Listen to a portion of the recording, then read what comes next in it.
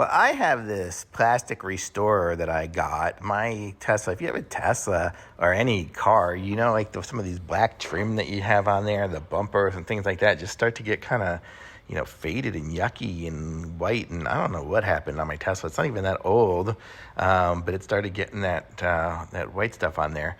But I'm going to show you guys this. It comes with a couple of sponges you see here. It comes with 2 bottles of the plastic restorer liquid, I guess is what it is, and then it comes with a couple of little spray caps. And so I'm gonna just set one of these up here and show you guys how it works. So basically you just screw on the cap, and then I'm just gonna spray it onto the sponge.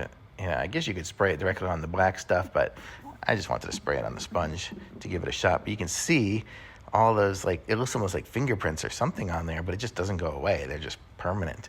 Especially, I think, because I take it through car washes and stuff like that. I think that's probably one of the problems that people say. It's that soap that they use in the car washes that just isn't good for it.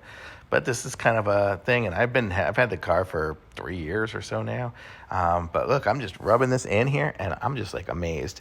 So as I'm doing this, it's just, well, other than dropping the sponge, it's really pretty cool. So it does get rid of it. I'm gonna be really amazed if it lasts a long time. I mean, I'm doing this voiceover several days later, and it does. It has lasted, and I've been out in the sun, and I've actually been in the rain too, because it's raining here in Texas, and it has stayed really good. I may do even another coat on it or something like that, but I'm not sure if it even needs it, because it's just seems to work.